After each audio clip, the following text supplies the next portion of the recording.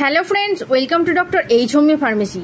আজকে আমরা আলোচনা করব একটি বহুল পরিচিত কার্যকরী হোমিওপ্যাথিক মাদার টিংচার অ্যাজাডিক্টা ইন্ডিকা, যেটাকে আমরা সাধারণত নিম নামে চিনি।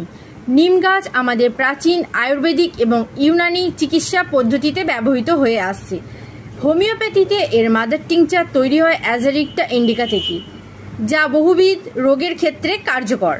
অ্যাজাডিক্টা ইন্ডিকা মাদার টিংচার সাধারণত নিচের সমস্যাগুলোর জন্য ব্যবহৃত হয়: চর্মরোগ যেমন এক্সিমা, চুলকানি, দাঁত, ব্রণ বা ফুসকুড়ি, শরীর থেকে টক্সিন বের করতে, রক্ত পরিশোধনে, চুল পড়া বা স্কাল্প সমস্যা, জ্বরের পর শরীর দুর্বলতা থাকলে।